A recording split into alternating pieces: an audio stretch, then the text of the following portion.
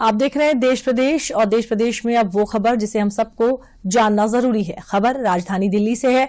हमारे और आपके कई जान पहचान रिश्तेदार नातेदार दिल्ली में रहते होंगे, नौकरी करते होंगे, पढ़ाई करते होंगे। हम उम्मीद करते हैं कि सभी लोग ठीक होंगे, क्योंकि दिल्ली की हवा में सांस लेना जहर सूंघने के बराबर हो गया है। दिल्ली का प्रदूषण बढ़ रहा है और जिंदगी बेबस हो चुकी है। अब दिल्ली सरकार आर्टिफिशियल बारिश से प्रदूषण रोकने की बात कह रही है, लेकिन सवाल यह है कि क्या इससे प्रदूषण रुकेगा? जवाब हमारी इस रिपोर्ट में है।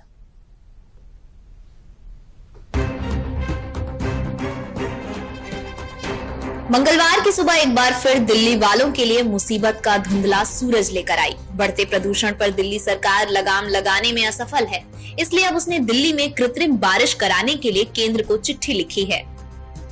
हमें लगता है कि अब वो समय आ गया है कि दिल्ली के अंदर इस स्मॉग की चादर को तोड़ने के लिए, दिल्ली के लोगों को प्रदूषण से मुक्त कराने के लिए आर्टिफिशियल रेन कराई जाए। इसके लिए आज मैं फिर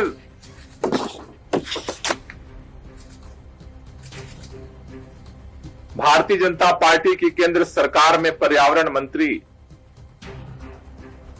माननीय भूपेंद्र यादव जी को चिट्ठी लिख रहा हूं। दिल्ली सरकार ने तो कृत्रिम बारिश के लिए केंद्र को चिट्ठी लिख दी है, लेकिन सवाल ये है कि आखिर ये कृत्रिम बारिश होती कैसे है, इसकी लागत कितनी होती है और सबसे बड़ी बात, क्या इससे प्रदूषण कम होगा? तो जवाब भी जान लीजिए। कृत्रिम बारिश के लिए आसमान में करीब 40% बादल रहने चाहिए। इसके साथ ही इन बादलों में थोड़ा पानी भी होना चाहिए।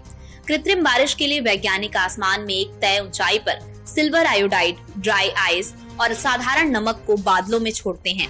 बादलों में क्लाउड सीडिंग के लिए बलून, रॉकेट या ड्रोन या छोटे विमान से बादलों में छिड़काव हो सकता है।